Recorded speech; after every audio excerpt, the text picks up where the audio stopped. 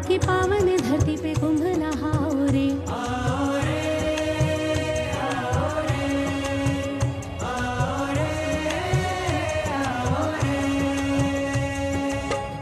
कुंभ महाकुंभ है ये कुंभ महाकुंभ, आओ पधारो रे।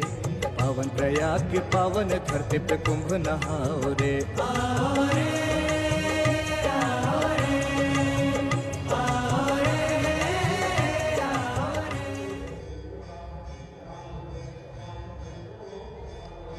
नमस्कार। संगम तट पर बने अपने स्टूडियो से हम फिर से एक बार आपका स्वागत करते हैं आपके इस खास कार्यक्रम में, जिसका नाम है महाकुंभ दर्शन। साथियों, महाकुंभ का आयोजन ऐतिहासिक सांस्कृतिक विरासत को दिखा रहा है।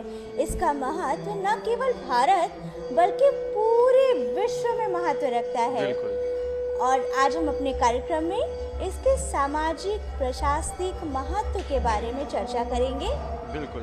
तो श्वेता जी, मैं पहले तो यही पूछूंगा आपसे कि कल जो इतना बड़ा अमृत स्नान था मौनी अमावस्या का, तो उसमें क्या आपने स्नान किया और कैसा अनुभव रहा आपका, ये कुछ बताएं। अनुराग जी, मैं सुबह सुबह मौनी अमावस्या के दिन मौन रह करके स्नान करने गई और जो मैंने दृश्य देखा ना, अद्भुत था। और अपने दर्शकों को भी मैं बताना चाहूँगी कि आस्था का सैलाब चारों तरफ दिखाई दे रहा था। नदियाँ और नदियों में हमारी आस्था, इतना सुंदर दृश्य था अनुराग जी कि मैं क्या कहूँ। बिल्कुल, आप समझिए कि इतनी भीड़ में जो दर्शकों का, सैलानियों का, श्रद्धालुओं का उत्साह कम नहीं हो रहा था। लोग आ रहे थे और आस्था की डुबकी लगा रहे थे। तो ये यही एक खूबसूरती है हमारे देश की, हमारी संस्कृति की, और इस महाकुंभ की यही एक खूबसूरती है कि चाहे ठंड हो, चाहे लोगों को आने में परेशानी हो, चाहे यातायात प्रभावित हो, लेकिन लोगों की आस्था कम नहीं होती। मैं देखता हूँ कि दूर दराज से लोग जो हैं, श्रद्धालु सर पे सामान लिए हुए आ रहे हैं और मीलों मील पैदल चल रहे हैं। तो ये एक अद्भुत दृश्य है जो कि शायद प्रयाग के अतिरिक्त, महाकुंभ के अतिरिक्त आपको और कहीं नहीं देखने को मिलता है। बिल्कुल अनुराग जी, और मैं ये कहूँ कि संगम के तीरे आस्था की जो अद्भुत आभा बिखेर रही थी ना, वो अकल्पनीय थी। बिल्कुल बिल्कुल। और आज सुबह भी अगर आप देखें तो जब हम घर से अपने निकल रहे थे, तो घर से निकलते हुए इतना कोहरा था, इतना मतलब धुंध था। और जैसे ही हम संगम क्षेत्र में आते हैं, मेला क्षेत्र में आते हैं, तो मेला क्षेत्र में हम देखते हैं कि लोग जो हैं चले जा रहे हैं, आगे कुछ दिख नहीं रहा है धुंध की वजह से, लेकिन फिर भी लोगों की आस्था कम नहीं हो रही। कि जब मैं अपने घर से निकली और लगभग 20 से 22 किलोमीटर की दूरी थी, और सुबह जब निकली तो चारों तरफ कोहरा था, और कोहरे में अपने सर पर गठरी लिए, साथ में अपने साथ बच्चों को लिए, बुजुर्गों के लिए, लोगों को जो है जाते हुए देखा। और कितनी मतलब लोगों के अंदर आस्था है कि इतनी असुविधाओं के बाद भी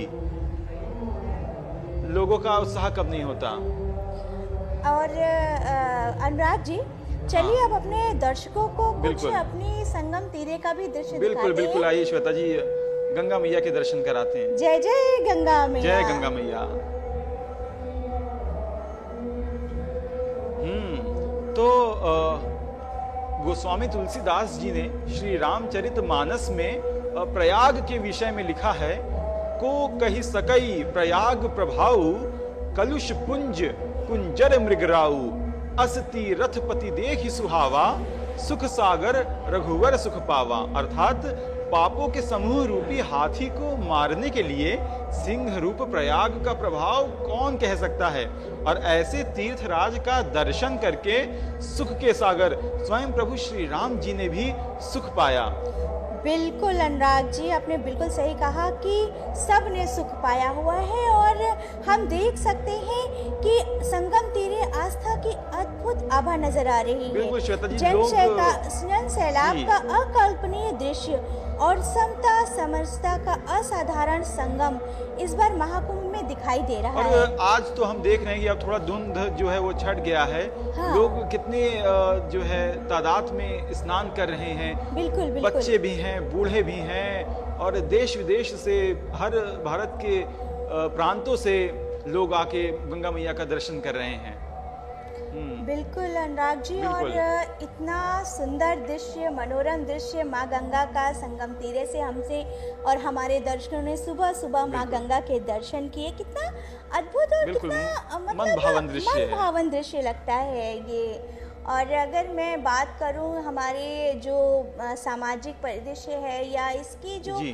वैश्विक रूप से देखा जाए तो पूरे विश्व में इस वक्त हमारा महाकुंभ छाया हुआ है। बिल्कुल, पूरे विश्व में जो है वो महाकुंभ की गूंज जो बिल्कुल, है वो। बिल्कुल। और इसके बाद अगर हम बात करें कि करोड़ों लोग जो स्नान कर रहे हैं, अच्छा अमृत स्नान के दिन तो करोड़ों लोग करते ही हैं, अमृत स्नान के अलावा भी लोग इतनी संख्या में स्नान कर रहे हैं कि जो है वो अकल्पनीय है। बिल्कुल अनुराग जी, देखिए हम लोग बातचीत का सिलसिला अभी जारी रखेंगे। बिल्कुल। अपने दर्शकों को हम लोग महाकुंभ में अखाड़ों की गाथा दिखाते हैं। आइए देखते हैं अखाड़ों की गाथा।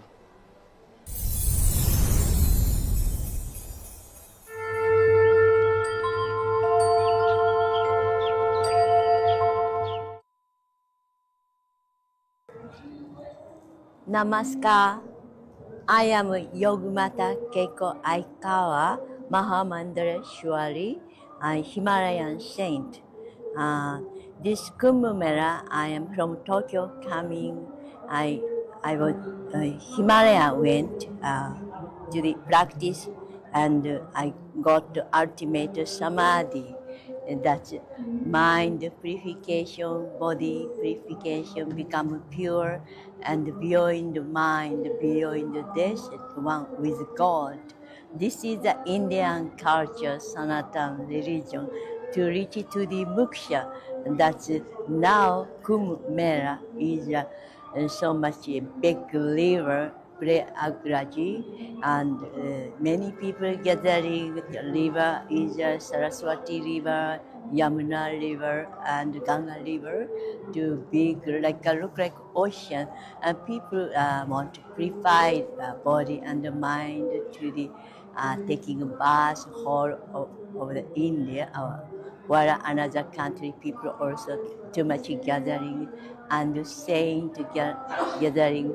I am a color, and also too much saying to is here, and people to give blessing. This is great culture, Indian culture, to the purify mind, body, and consciousness develop to beyond the mind, to become peace of mind and love from love. Everybody bring to the love to the here. So exciting. So Indian culture is so the body purify. We have a universal mind to develop consciousness. Now our body is like a small universe. So I learned from India to this philosophy. That body is like all universal element, earth energy, water energy. Here, water energy they purify. Also fire, yagya is happening to fire energy, to burning, to karma.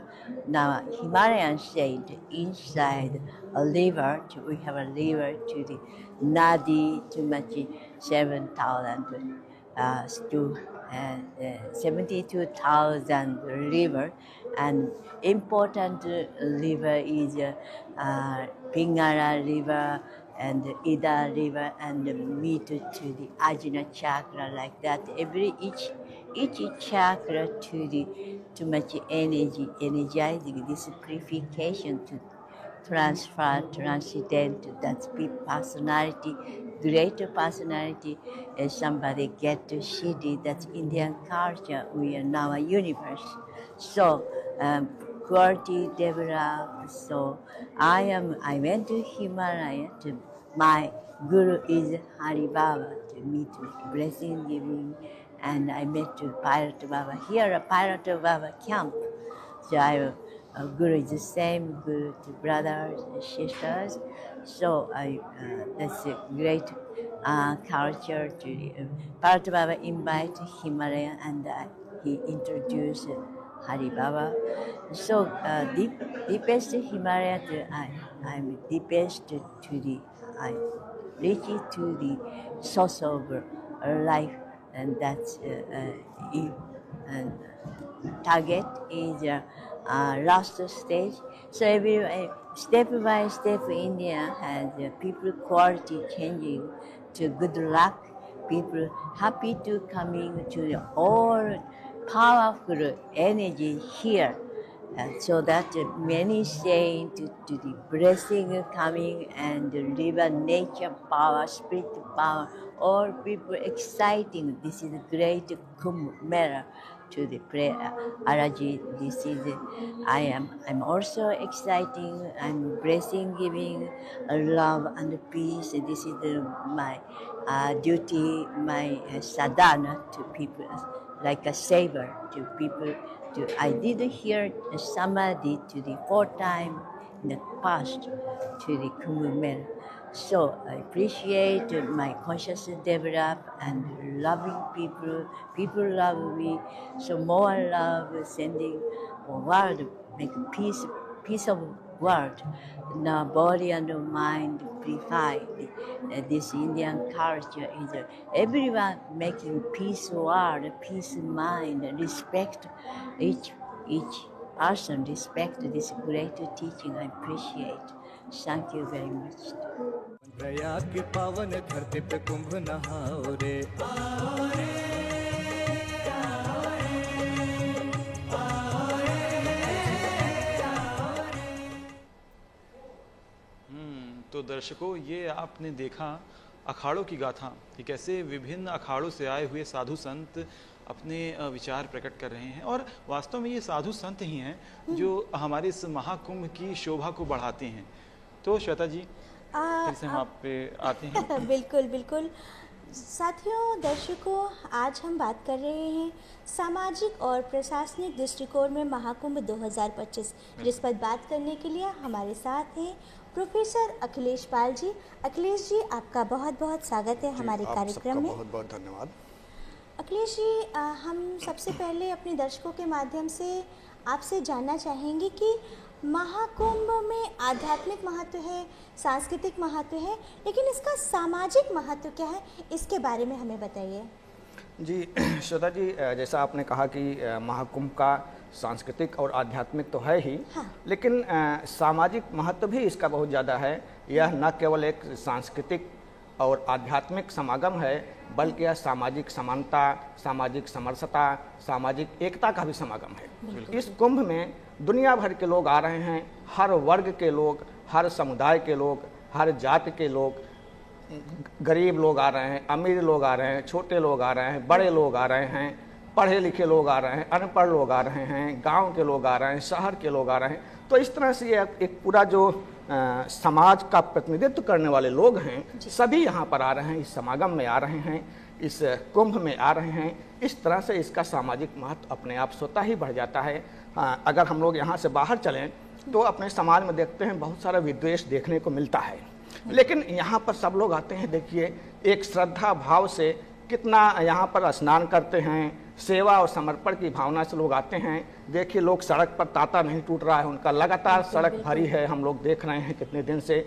लेकिन कितने मतलब कि सेवा भाव से यहाँ पर आते हैं, और फिर जब यहाँ से जाते हैं तो निश्चित रूप से यहाँ जो संतों का व्याख्यान सुनते हैं, उनका संत की वाणी सुनते हैं, निश्चित रूप से उससे उनके नैतिक विकास भी होता है, और जाकर के आगे जब पहुँचते हैं तो समाज में भी वही विचार को फैलाते हैं। तो निश्चित रूप से यह एक सामाजिक समानता, सामाजिक समरसता और सामाजिक एकता का भी समागम है। बहुत अच्छी बात बताई आपने।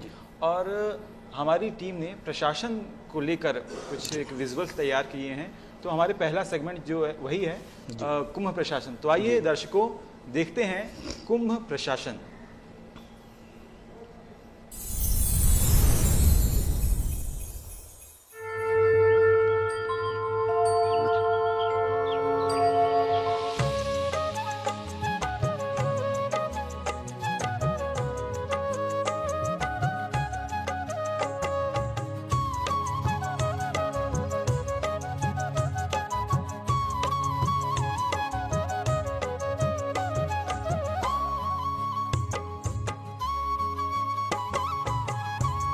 महाकुंभ 2025 को दिव्य और भव्य बनाने के लिए मेला प्राधिकरण प्रयागराज के अंतर्गत एक सैनिटेशन टीम काम कर रही है, जिसका उद्देश्य ये है कि जो भी श्रद्धालु आए उनको स्वच्छता के संदर्भ में किसी दिक्कत का सामना न करना पड़े।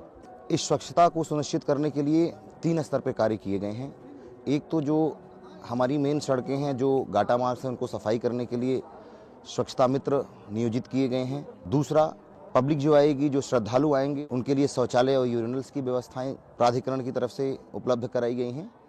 और तीसरा, गंगा सेवा दूत नियोजित किए गए हैं कि लोगों को किस प्रकार से उनके व्यवहार में परिवर्तन लाया जा सके, प्लास्टिक मुक्त और स्वच्छ दिव्य कुंभ सुनिश्चित हो सके। इसके लिए गंगा सेवा दूत को मेला प्राधिकरण की तरफ से नियोजित किया गया है। सबसे ज़्यादा भीड़ श्रद्धालुओं की जो है वो मौनी अमावस्या के तिथि पर देखी जाती है। उसके लिए हमारी स्वच्छता की टीम जो है राउंड द क्लॉक वर्क कर रही है 24/7, जिसमें हमारे सारे सफाई कर्मी, सारे गंगा सेवा दूत और जो स्वच्छता की कोर टीम है वो लगातार फील्ड में है।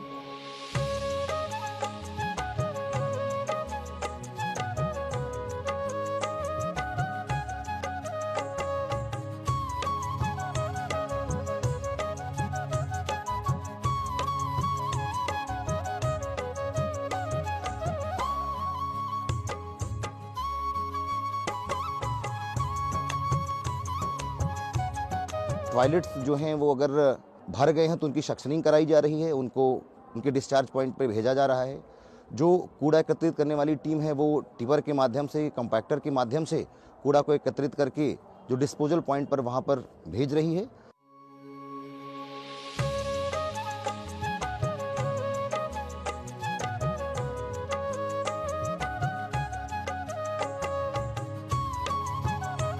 हमारी स्वच्छता की टीम, सैनिटेशन की टीम 24/7 लगातार फील्ड में है और ये सुनिश्चित करने का प्रयास कर रही है कि किसी भी श्रद्धालु को स्वच्छता के संबंध में, शौचालय के संदर्भ में किसी प्रकार की दिक्कत का सामना न करना पड़े और वो जिस पॉजिटिव फीलिंग के साथ यहाँ पे आए हैं उससे अधिक ऊर्जा के साथ, उससे अधिक एनर्जी के साथ यहाँ से वापस जाएं और हमारा महाकुंभ 2025 दिव्यता एवं भव्यता का मिसाल कायम करें।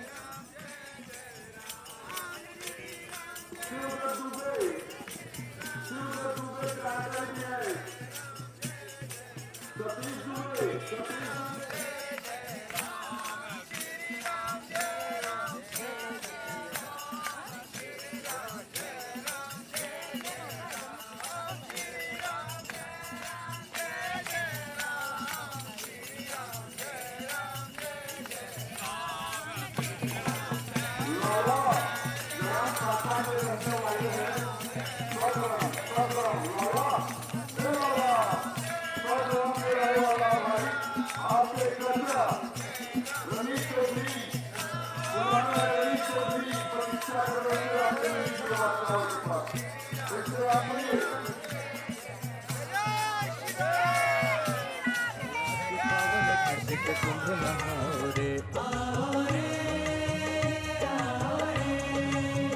आओ रे, आओ रे, आओ रे।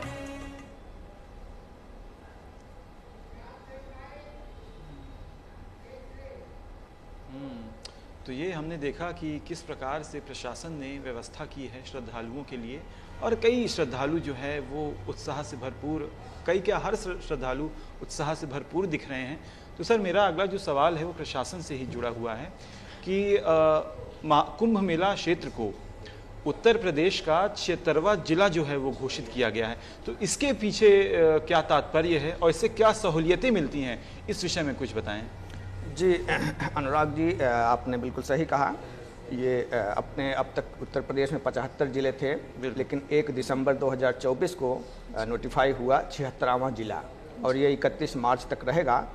जैसा कि हम सभी लोग जान रहे हैं, देख रहे हैं कि जो कुंभ है इसमें बहुत बड़ी आबादी के लिए है, लगभग 40-45 करोड़ पॉपुलेशन का अनुमान लगाया गया और लगभग जहाँ तक उम्मीद है कि उससे ज़्यादा ही लोग हैं। तो इस इसमें व्यवस्था को, प्रशासनिक कार्यों को अच्छे तरीके से संचालित करने के लिए, यहाँ की व्यवस्था को अच्छे तरीके से गुणवत्तापूर्ण करने के लिए इसको 76वां जिला बनाया गया जैसा कि हम लोग जानते हैं कि जो अपना प्रयागराज है, प्रयागराज कमिश्नरी प्रणाली के तहत काम करता है और जो अपना ये जिला बना है ये सामान्य जिला प्रशासन के तहत काम करेगा। तो ये इसमें एक जिलाधिकारी होते हैं, ये उसको जो सामान्य जिले के जिलाधिकारी का अधिकार और कार्य क्षेत्र होता है उसी तरह से उसका भी है। और दूसरी चीज़ की पूरा मेला जो है इसको 25 सेक्टरों में विभाजित किया गया है। हर सेक्टर को एक SDM कोऑर्डिनेट कर रहा है। इसी तरह से इसमें पूरे लगभग 50 वर्ग किलोमीटर के एरिया में मेले को फैलाया गया है। तो इतने बड़े विशाल क्षेत्र को करने के लिए इसमें 10,000 संस्थाओं के शिविर लगे हैं, लगभग 1.5 लाख टेंट हैं, 30 पानटून पुल बने हैं, लगभग 1.5 लाख से ज़्यादा शौचालय हैं। तो सारी व्यवस्था करने के लिए हर तरह के विभाग हैं इसमें, पुलिस विभाग है, NDRF है, हेल्थ है, पावर कारपोरेशन है, जल निगम है, PWD है, सब अपना अपना काम कर रहे हैं बहुत अच्छे तरीके से। तो इस पूरे काम को अंजाम देने के लिए इसको जिला बनाया गया और जिला बनाने से बहुत ज़्यादा सहूलियत हो रही है। शायद अगर ये इसको इस तरह से जिला ना नोटिफाई किया गया होता तब भी काम होता, लेकिन शायद इतनी सहूलियत ना होती हमारे प्रशासन को काम करने में। तो इस तरह से ये जिला बनाया गया। तो जिसके आधार पर जी अखिलेश जी, आपने बताया कि विभिन्न विभाग मिलकर के इस जिले के तहत कार्य कर रहे हैं और बहुत अच्छे से कार्य कर रहे हैं। तो अगर हम स्वास्थ्य की दृष्टि से बात करें तो स्वास्थ्य के लिए क्या सहूलियत दी गई है, अस्पतालों की क्या व्यवस्था है, इसके बारे में हमें और हमारे दर्शकों को बताइए। जी श्वेता जी, आपने बिल्कुल सही सवाल किया। अभी हम लोग प्रशासन की बात करें तो जो एक गुड गवर्नेंस होता है, सुशासन अभिशासन होता है, अगर हम लोग उसकी बात करें तो उसका यहाँ पर इस कुंभ में अनूठा उदाहरण देखने को मिल रहा है। गुड गवर्नेंस के जितने भी एस्पेक्ट्स होते हैं, जितने भी इंडिकेटर्स होते हैं, जितने भी पैमाने, जितने भी पैरामीटर्स होते हैं, चाहे जिस पैमाने से हम नापे, बिल्कुल 100% खरा उतर रहा है प्रशासन यहाँ पर। उसी तरह से आपने हॉस्पिटल की बात की तो यहाँ पर हर सेक्टर में एक केंद्रीय अस्पताल है। वैसे पूरे मेले के लिए 6000 बेड का अस्पताल की व्यवस्था किया गया है। और इसके साथ साथ जो हॉस्पिटल्स के लिए स्वास्थ्य की सेवाएं हैं, आप देख रहे हैं कि 24/7 साफ सफाई की व्यवस्था हो रही है, कहीं पर ऐसा कुछ भी नहीं देख रहा है और क्विक रिस्पांस हो रहा है। आप देखेंगे जो बिजली के पोल यहाँ पर खड़े हैं वो GIS मैपिंग के तहत हैं। आप कहीं भी बिजली के पोल के पास खड़े होकर के पोल का नंबर बता देंगे, तुरंत आपको क्विक रिस्पांस मिलता है विदिन 5 मिनट्स। तो इस तरह से बिजली के खंभे पर QR कोड लगे हैं, उस QR कोड को अपने मोबाइल से स्कैन करेंगे, तुरंत एक छोटा सा फॉर्म आता है, उस फॉर्म को फिल कर देंगे, तुरंत 5 मिनट में जी सहायता करने वाले लोग आपके पास पहुंच जाते हैं। 1920 यहाँ पर क्विक रिस्पांस काम कर रहा है। तो इस तरह से स्वास्थ्य की सुविधाएं बहुत। जी अखिलेश जी, मैं आपको कहूँगी और हम अपने दर्शकों को, अपने जो हमारे अतिथि हैं सबको बताएंगे कि यहाँ पर श्रद्धा चल रही है श्रद्धालुओं के द्वारा। तो आइए देखते हैं श्रद्धा श्रद्धालुओं की।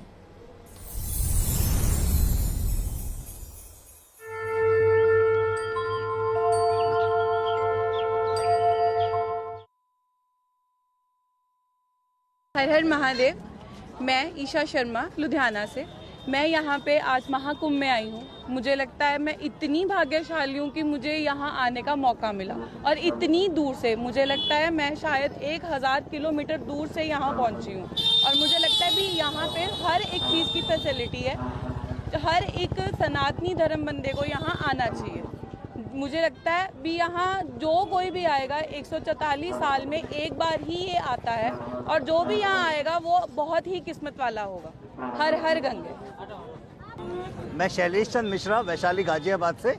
मैं इस महाकुंभ में पिछले 12 साल वर्ष जो हुआ था तब भी आया था और आज मुझे आके बहुत ही अच्छा अनुभव प्रतीत हो रहा है। जो भी यहाँ से आ रहे हैं देश भर के श्रद्धालु, कोई इतना बड़ा आयोजन इतने बड़े लेवल पे जो किया गया है इतना आसान नहीं होता, जहाँ पे करोड़ों श्रद्धालु आ रहे हैं, देश भर से आ रहे हैं और साथ में विश्व के लोग भी आ रहे हैं। ये एक ऐसा समागम है जहाँ पे हम विश्व के सभी गुरुओं से, विश्व के सभी विद्वानों से एक स्थान पर मिल सकते हैं। तमिलनाडु से आ रहा हूँ, मैं बेंगलोर में जॉब करता हूँ, मगर कुंभ में, हर कुंभ में कोशिश करता हूँ कि मैं आके 10 दिन 15 दिन कुंभ स्नान करूं और यहाँ की जो सरस्वती, जिसको कहते हैं अदृश्य सरस्वती, ये यहाँ के महंतों द्वारा जो प्रवचन होता है, ये अदृश्य सरस्वती हम लोग फील करते हैं। तो हमको बहुत ही अच्छा लगता है ये चीज़, जो कि पुराणों में भी होता आया है और इतने व्यापक पैमाने पे दुनिया में कोई भी संस्था और कोई भी ये नहीं है। ये देख के बहुत ही हम लोगों को खुशी हुई। हम लोग गंगा संगम में स्नान करें, किसी तरह की कोई असुविधा नहीं हुई और बहुत अच्छा फील कर रहे हैं। बहुत ही अच्छा महसूस हो रहा है। हम लोग यहाँ से हैं, प्रयागराज से ही हैं और हम लोग आए, नहाए, इतना अच्छा दिव्य मतलब लगा हम लोगों को। गंगा भी हम लोग स्नान किए, पर अभी आज संगम स्नान किया। बहुत ही हम लोग को बहुत ही दिव्य लगा, इतना लगा कि जैसे किसी अमृत स्नान जैसा महसूस हुआ हम लोगों को। और ये कुंभ जो है हम लोगों को मतलब योगी जी ने जो किया है, हमारे मुख्यमंत्री जी ने, बहुत ही अच्छी व्यवस्था है और इतनी ज़्यादा भीड़ आ रही है, लेकिन सबका ध्यान रखते हुए और इतनी अच्छे जो है सब पुलिसकर्मी हमारे सब लगे हैं, ध्यान दे रहे हैं लोगों का। सब मतलब कोई चीज़ की कमी नहीं महसूस हो रही है। बोलते हैं थोड़ा पैदल जरूर चलना पड़ता है, मगर अमृत पाने के लिए कुछ तो करना पड़ेगा। ये हमको बहुत ही अच्छा महसूस हुआ। Thank you. मेरा नाम सुनीता बघेल है और इस मेला में मेरा घर यहीं है और इसकी जो स्थिति है पहले की अपेक्षा, इसके पहले भी मतलब कई बार मेला लगा है, महाकुंभ यहाँ लगा है, लेकिन पहले की अपेक्षा बहुत ज़्यादा सुधार हुआ है। लोगों की व्यवस्था, पानी, रोड और साफ सफाई को लेके बहुत अच्छी व्यवस्था है और इससे जो आने जाने वाले मेला में लोग हैं उनको भी मतलब अच्छा फील हो रहा है और वो लोग अपना जिस मतलब मूड से यहाँ पे आ रहे हैं कि गंगा जी नहाएंगे, तो नहा के अपना मतलब एक भ्रमण करके और मतलब एंजॉय करके जा रहे हैं। मतलब किसी लोगों का ऐसा फील नहीं हो रहा है कि कोई दिक्कत है, ऐसा नहीं हो रहा है। बस थोड़ी दिक्कत पैदल चलने में आ रहा है, तो ये तो करना पड़ेगा क्योंकि पब्लिक यहाँ बहुत ज़्यादा है, तो इतना तो लोगों को पब्लिक मतलब पैदल चलना पड़ेगा। बाकी बहुत अच्छा है, इस बार बहुत अच्छा लग रहा है और गवर्नमेंट ने जो व्यवस्था की है आम पब्लिक के लिए, ये बहुत अच्छी है इस बार की और बहुत अच्छा लग रहा है। बस मैं इतना ही कहना चाहूँगी। थैंक यू, धन्यवाद। बहुत बहुत स्वागत है आपका इस महाकुंभ 2025 में। जितना मैंने सुना, जितना देखा, उसकी तो मैं आपको तुलना ही नहीं कर सकती। यदि आप इसका आनंद लेना चाहते हैं तो आपको यहाँ पर आना पड़ेगा और तभी आप इसका संपूर्ण आनंद ले पाएंगे। आपको व्यवस्था की बात की जाए तो यहाँ पे किसी को कोई भी समस्या नहीं, आवागमन जाने के लिए, आने के लिए, वृद्ध से लेकर जवान, बच्चों, सबकी सुविधा है। आपको हमें मतलब चिकित्सीय सुविधा भी है, साथ ही साथ आपको आने जाने की भी सुविधा है। यदि कोई व्यक्ति वृद्ध है और यदि वो नहीं चल पा रहा तो उसके लिए भी सुविधा है। आपको स्नान करने के साथ साथ सुरक्षा की सबसे बड़ी आपको बताऊं यहाँ पे है, चाहे वो महिला सुरक्षा हो, अगर आपको वस्त्र चेंज करना तो इसके लिए भी आपको कोई समस्या नहीं, जो कि सबसे पहले बहुत एक बड़ी समस्या हुआ करती थी। और इस समय तो हर जगह पे आपको ये इंस्ट्रक्शन दिए गए हैं। यदि आपको कोई प्रॉब्लम भी है तो जगह जगह पे आपको पुलिस लगी हुई है, हर व्यक्ति लगे हैं और लोगों की श्रद्धा इतनी देखने लायक है कि हम कह नहीं सकते। अगर आप वास्तविकता में इसका आनंद लेना चाहते हैं, इसका आप मतलब संपूर्ण अपना वो देखना चाहते हैं तो इसमें आने के लिए आपको बहुत बहुत आना पड़ेगा। वेलकम इलाहाबाद महाकुंभ 2025। धन्यवाद। प्रयाग की पावन धरती पे कुंभ नहाओ रे,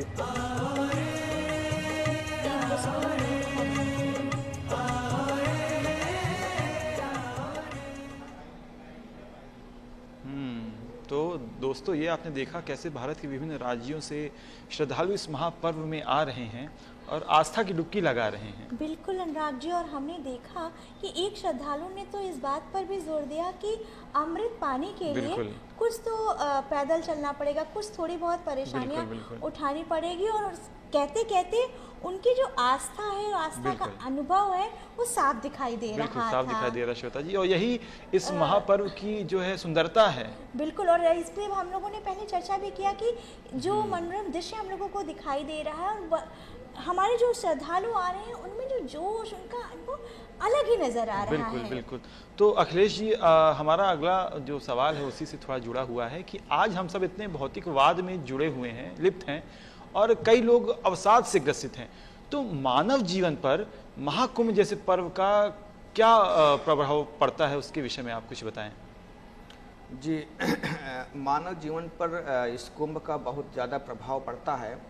जैसा कि अभी हम लोगों ने शुरू में भी बात किया कि यहाँ पर श्रद्धालु आते हैं मन की शांति के लिए। उनकी श्रद्धा ऐसी होती है कि यहाँ पर आते हैं, अपने यहाँ का जो ये त्रिवेणी संगम है, कहा जाता है कि माँ गंगा में स्नान करने से पाप धुलता है। भक्ति और प्रेम की प्रतीक यमुना हैं और सरस्वती ज्ञान की प्रतिमूर्ति मानी जाती है।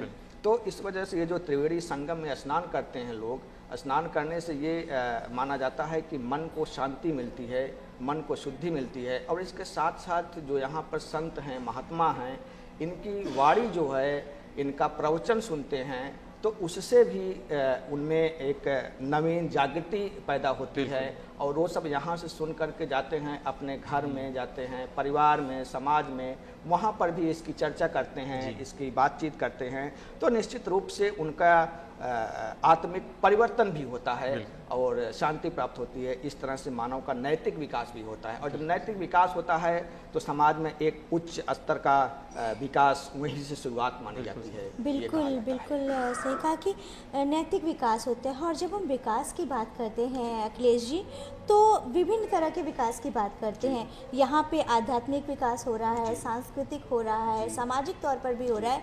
और इसमें आर्थिक दृष्टिकोण की बात करें तो आप क्या आकलन करते हैं कि आर्थिक विकास के बारे में आपकी क्या धारणा है कि इस महाकुंभ से क्या आर्थिक विकास हो पा रहा है? जी श्वेता जी, आर्थिक विकास हम लोग जानते हैं कि जो अर्थव्यवस्था होती है या कहें कि जो बिजनेस होता है, जो व्यापार होता है, ये डिमांड एंड सप्लाई एक सिद्धांत होता है, मांग और पूर्ति, उसी के आधार पर ये चलता है, किया जाता है। जितनी डिमांड होती है उसी के आधार पर सप्लाई होता है। तो एक हम लोग देख रहे हैं कि यहाँ पर 40-45 करोड़ की पॉपुलेशन आई है, आबादी इतनी है। तो बिजनेस के लिए इससे बढ़िया स्थान कुछ नहीं हो सकता है। बिजनेस के लिए सबसे ज़्यादा इम्पोर्टेंट, सबसे ज़्यादा महत्वपूर्ण मार्केट की होता है, मतलब कि लोगों का सामान बिकेगा कहाँ। तो अगर 40-45 करोड़ लोग एक जगह मिल जाते हैं तो ये तो एक बिजनेस के लिए, व्यापार के लिए जादू जैसा है। मतलब है कि छोटे छोटे जो दुकानदार हैं, छोटे व्यापारी हैं, उनके लिए भी आर्थिक दृष्टि से अच्छा है। बिल्कुल, छोटे स्थानीय से लेकर के, लोकल से लेकर के ग्लोबल तक सबके लिए ये फायदा है। जो छोटे यहाँ पर लोग हैं, जो छोटे दुकानदार हैं, वो सब पूजा सामग्री से लेकर के हर चीज़ बेच रहे हैं। यहाँ के होटल, रेस्तरां, बिजनेस है, लोगों को रोजगार भी मिल रहा है तमाम क्षेत्रों में।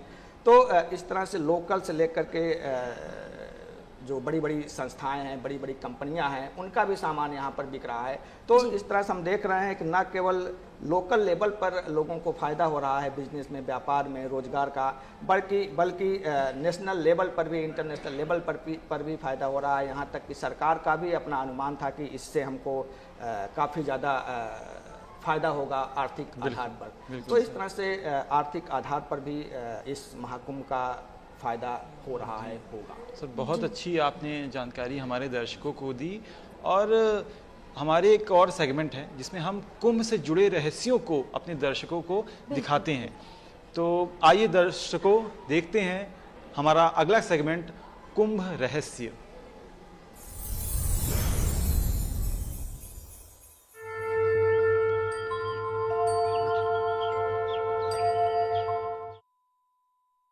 नमामि गंगे सरपाद पंकजं सुरासुरेवन्दित दिव्य रूपं मुक्तिं च दधासि नित्यं भावानुसारे न सदा नराणाम्। देवों और दानवों के समुद्र मंथन के उपरांत अनेक रत्नों की प्राप्ति हुई, जिनमें कालकूट विष और अमृत भी सम्मिलित हैं। अमृत के लिए देवों और दानवों में युद्ध हुआ। हालांकि संदर्भ में कई कथाएं प्रचलित हैं, किंतु उनमें से दो प्रमुख हैं। पहली कथा के अनुसार विष्णु ने मोहिनी रूप धारण कर अमृत कलश प्राप्त किया और देवताओं को सौंप दिया, जबकि दूसरी कथा के अनुसार जयंत ने दैत्यों से अमृत कलश लिया और देवलोक की ओर उड़ चला। इसी प्रक्रिया में अमृत की कुछ बूंदें कलश से छलक गईं और भारत भूमि पर 4 स्थानों पर जा गिरी। ये स्थल हैं हरिद्वार, उज्जैन, नासिक और प्रयागराज। इस कारण ये तीर्थ अमृतमय हो गए। कुंभ में 3 ग्रहों की प्रधानता होती है, सूर्य, चंद्रमा और गुरु की विशेष स्थिति में स्नान, ध्यान, दान, पूजा पाठ इत्यादि का उपक्रम श्रेष्ठ कर्म माना जाता है। और सुयोग यदि कुंभ पर्व का हो तो कहना ही क्या। भारतीय सनातन दर्शन और परंपरा सबसे प्राचीन है।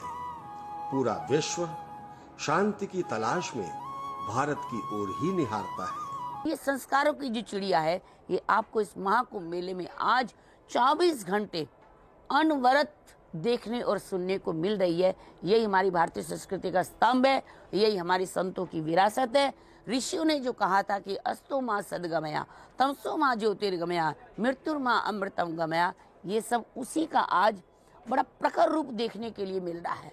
और भगवान से ऐसी प्रार्थना है कि ये सनातन धर्म की रक्षा के लिए जो महाकुंभ मेला आदि गुरु शंकराचार्य जी ने इसकी स्थापना की, तो अमृत की ये बूंदें वास्तव में आकाश से टपकती हैं। जब अमृत टपकता है तो उस समय त्रिगुण देव ब्रह्मा विष्णु महेश आकर के स्नान करते हैं। उसके बाद नागा सन्यासियों के देवता स्नान करते हैं, उसके बाद उनके भाले स्नान करते हैं, उसके बाद नागा सन्यासी स्नान करते हैं, उसके बाद आचार्य मंडलेश्वर जी स्नान करते हैं, फिर सभी मंडलेश्वर स्नान करते हैं, उनके साथ सदग्रस्त भक्त स्नान करते हैं और उनकी चरणों के रज से सदग्रस्त अपने ऊपर धन्य धन्य होकर के अपने जीवन को सार्थक बनाते हैं। वास्तव में तीर्थ में आकर के रेणु घाट की जो त्रिवेणी घाट है उसकी रेणु और उसका जल जीवन में महाप्रसाद है। इसी का नाम महाकुंभ है, इसी का नाम अमृत स्नान है, इसी का नाम सर्वस्व है। यही महाकुंभ की मान्यता है। सन्यासी परंपरा को कायम रखने के लिए महिला मंडलेश्वरों को भी, महिला सन्यासियों को भी परंपरा के तौर पर आगे बढ़ाया जा रहा है और भगवत कृपा से परंपरा आगे बढ़ती रहे। और दूरदर्शन के माध्यम से मैं ये संदेश देना चाहूँगी कि सर्वे भवन्तु सुखिनः, सर्वे सन्तु निरामया, सर्वे भद्राणि पश्यन्तु, माँ कश्चित् दुःख भाग् भवेत्। ओम शांति शांति शांति। ओम सहना भवतु सहनो भुनक्तु सह वीर्यंकरवावहे तेजस्विनावधेतमस्तु मा विद्विषावहे। ओम शांति शांति शांति। प्रयाग के पावन धरती पे कुंभ नहाओ रे।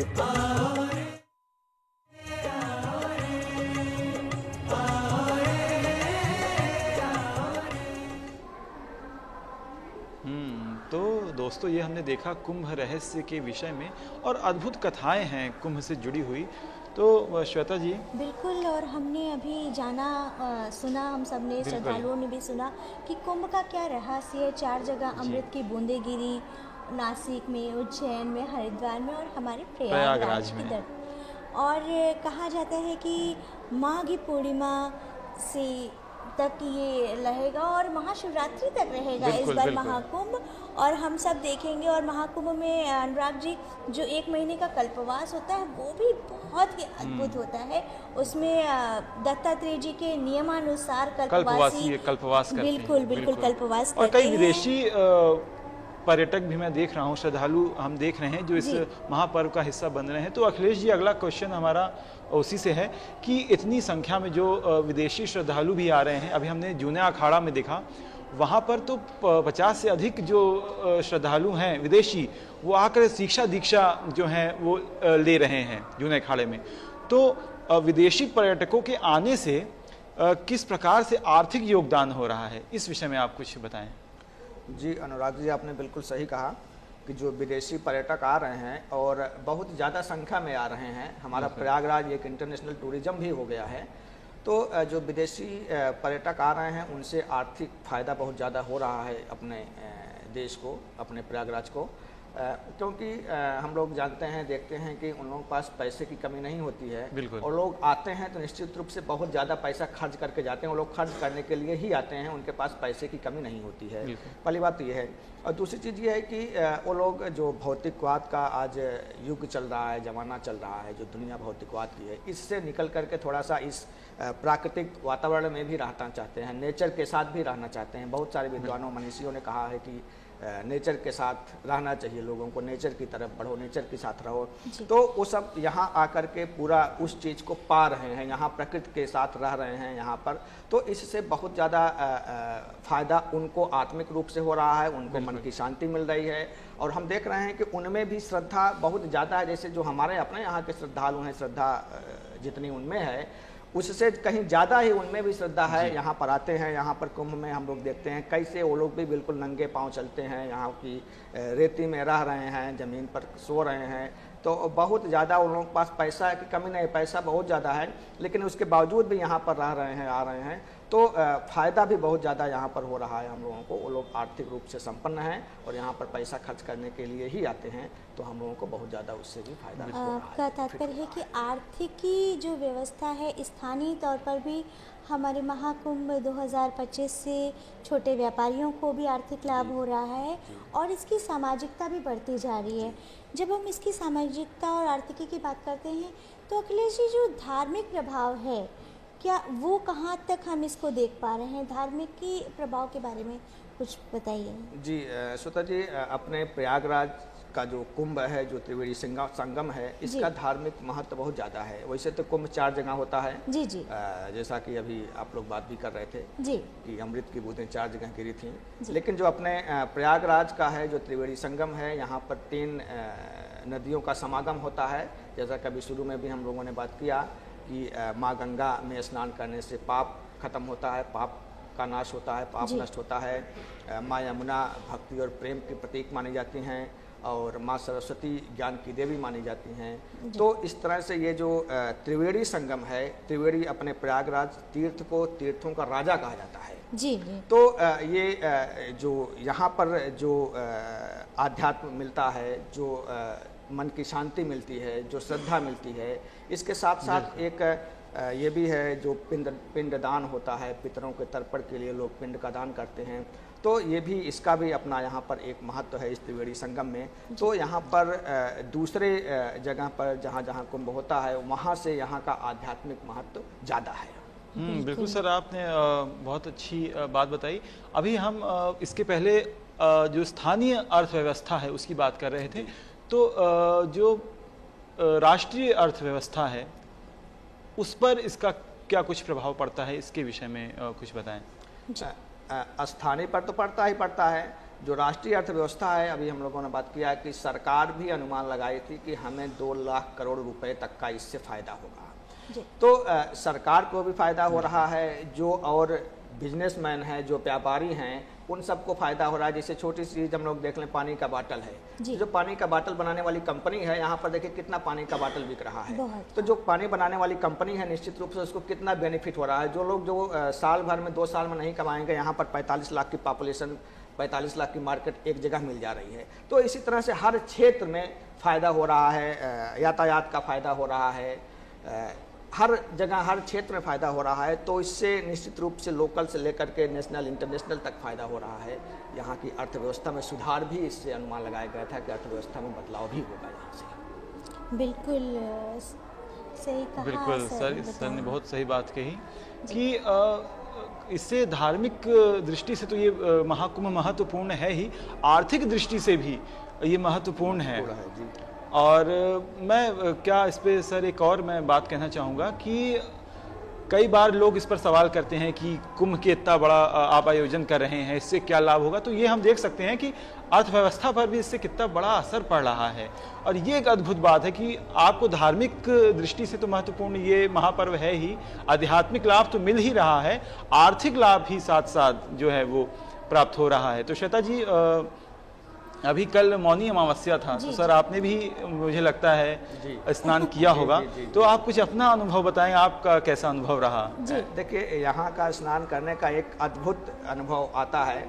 हम लोग जो व्यावहारिक चीज़ें हैं, घर में नहाते हैं तो पानी गर्म करके नहाते हैं, कितना ठंड लगती है, लेकिन यहाँ पर आते हैं, माँ गंगा का ऐसा आशीर्वाद होता है कि बिल्कुल ठंड नहीं लगती है। आज भी देखिए कितना कोहरा है, हमें लगता है कि कल से ज़्यादा आज कोहरा है क्षेत्र में। बिल्कुल अखिलेश जी, और मैंने तो देखा कि मौनी अमावस्या में आधी रात से ही स्नान शुरू हो गया था। बिल्कुल, सड़कों पर तांता चल रहा था, रेला चल रहा था पैदल चलने वालों का। कह सकते हैं ना, ठंड लग रही है ना थकान लग रही है, केवल आस्था का अद्भुत नज़ारा नजर आता है। एक आभा बिखेरे हुए हैं चारों तरफ अनुराग जी। और वो आभा मैंने देखा है कि चाहे वो गंगा तट हो या फिर सड़कों पे हो, किसी प्रकार की किसी के चेहरे पे थकान नहीं नजर आ रही है। बिल्कुल नहीं, थकान बिल्कुल नहीं थी। लोगों को पैदल कितना चलना पड़ रहा है, लेकिन कितनी श्रद्धा और भाव से प्रशासन जहाँ पर कह रहा चलने के लिए, जिधर से मोड़ रहा है, लोग बिना कुछ सोचे समझे मुड़ रहे हैं, चल रहे हैं, जा रहे हैं, प्रशासन की बातें मान रहे हैं। तो ये सिर्फ श्रद्धा, सेवा, समर्पण की भावना से ही हो सकता है। अगर इस भीड़ को बुलाया जाता या कहीं इस तरह का दूसरा कोई आयोजन होता, धार्मिक आयोजन ना हो करके, तो इस तरह की चीजें ये सब देखने को ना मिलती अपने साथ। बिल्कुल, ना आमंत्रण है ना निमंत्रण ना निमंत्रण है, फिर भी लोग चले आ रहे हैं। और अगर सेवा भाव की बात कर रहे हैं तो कल रात से मैंने देखा है अनुराग जी कि सारे प्रयागराज वासी अपने घरों के दरवाजे खोल दिए हैं। कोई चाय लेके जा रहा है तो कोई पानी लेके जा रहा है, और उनके घरों में जितना भी अगर बिस्तर है, जगह है, जैसे भी है, खुद भी कर रहे हैं और साथ ही साथ अपने पड़ोसियों को, रिश्तेदारों को ऐसा करने के लिए भी कह रहे हैं। बिल्कुल, सड़क पर आप निकलेंगे तो ऐसा बहुत देखने को मिल रहा है। मतलब 4 पहिया के वाहन नहीं चल रहा है, लेकिन 2 पहिया के वाहन से लोग निःशुल्क लिख करके निःशुल्क, और उस पर लगा दिया है कि महाकुंभ में निःशुल्क सेवा।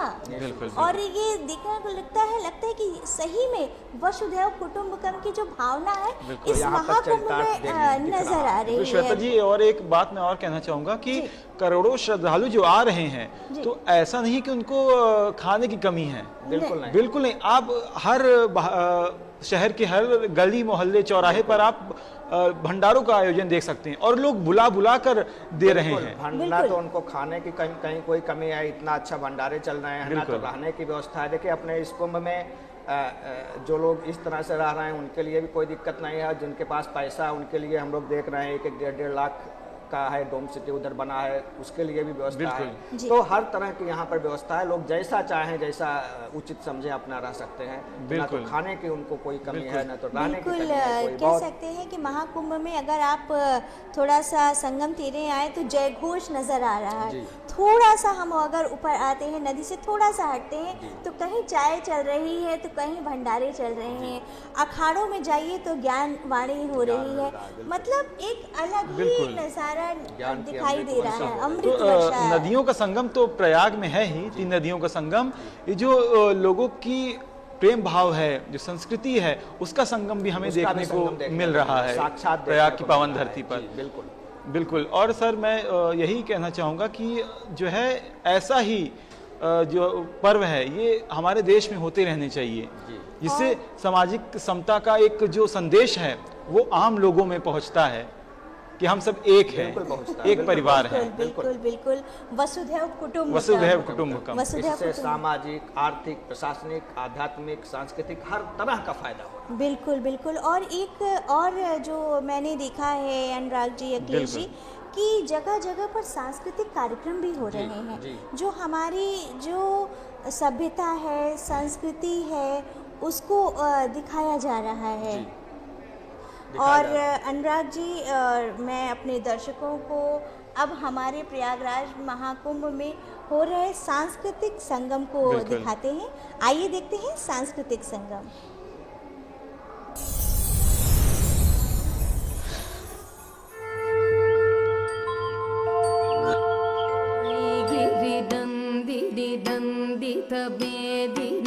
विश्व विनोदिनी नंदहृदे गिरिवरविंद्य शिरोतिनि वासिनि विष्णु विलासिनि जिष्णुनुते ऐ गिरिदंदिनि दंदितवेदिनि विश्व विनोदिनि नंदहृदे गिरिवरविंद्य शिरोतिनि वासिनि विष्णु विलासिनि जिष्णुनुते भगवती हेशिति कंठ कुटुंबिनी भूरि कुटुंबिनी भूरि कृते जय जय हे महिषासुरमर्दिनि रम्यकपर्दिनि शैलसुते ऐगिरिनन्दिनि नन्दितवेदिनि विश्वविनोदिनि नन्दनुते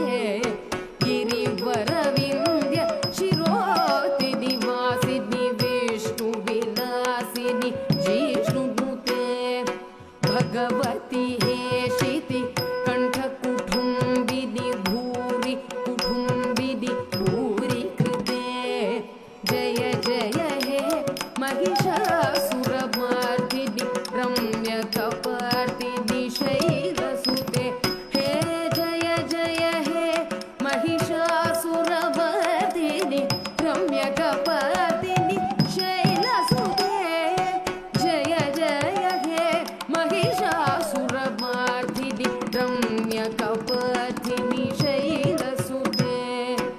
रम्यकपर्दिनि शैलसुते रम्यकपर्दिनि शैलसुते सुरवरवर्षिणि दुधरधर्षिणि धूर्मुखमर्षिणि हर्षरदे त्रिभुवनपोषिणि शङ्करतोषिणि किल्बिषपोषिणि गोशरते तद्नुजनिरोषिणि दितिसुतरोषिणि धुर्मतसोषिणि सिन्धुसुते जय जय हे महिषासुरमर्दिनि रम्यकपर्दिनि शैलसुते सुरवरवर्षिणि दुर्धरधर्षिणि धूर्मुखमर्षिणि हर्षरते त्रिभुवनपोषिणि शङ्करतोषिणि किल्बिषपोषिणि गोशरते तनुजनिरोषिणि दितिसुतरोषिणि धुर्मतसोषिणि सिन्धुसुते जय जय हे महिषासुरमर्दिनि रम्यकपर्दिनि शैलसुते हे जय जय हे महिषासुरमर्दिनि रम्यकपर्दिनि शैलसुते जय जय हे महिषासुरमर्दिनि रम्यकपर्दिनि शैलसुते रम्यकपर्दिनि शैलसुते रम्यकपर्दिनि शैलसुते अयि जगदम्ब मदम्ब कदम्ब वनप्रियवासिनि हासरते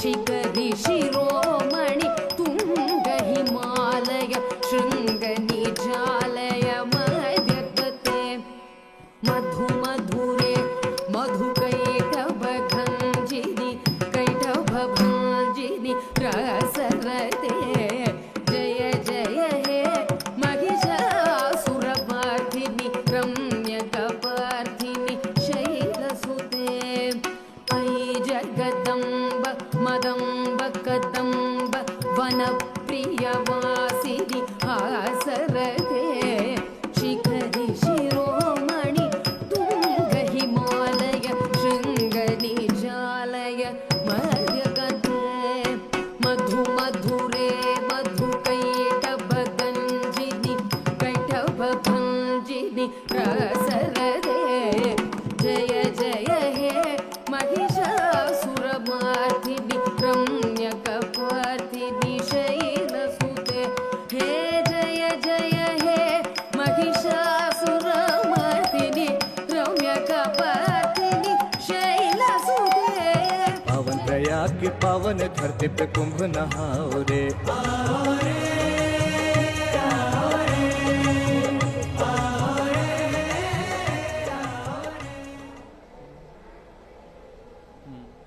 तो दोस्तों ये हमने देखा कि कैसे महाकुंभ में तरह तरह के सांस्कृतिक कार्यक्रम चल रहे हैं।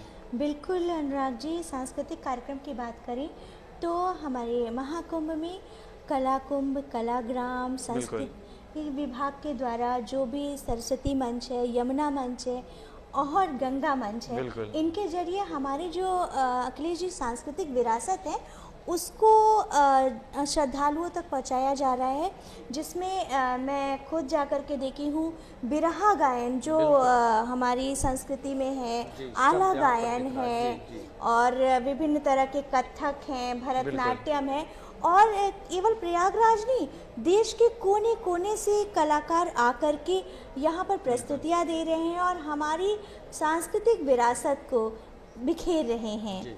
और अखिलेश जी, अगर मैं आपसे बात करूं, अगर हम लोग संस्कृति की बात कर रहे हैं, सभ्यता की बात कर रहे हैं, तो हमारे देश के युवा जो बीटेक, एमबीए पढ़ाई किए हुए हैं वो कहीं ना कहीं भटकते जा रहे थे और इस तरह के आयोजन से, ये महाकुंभ एक आयोजन ही कहा जा सकता है, इनसे हमारी जो सभ्यता है, संस्कृति से जुड़ रहे हैं। तो आज के युवाओं के लिए आप इस महाकुंभ के दृष्टिकोण क्या कहेंगे?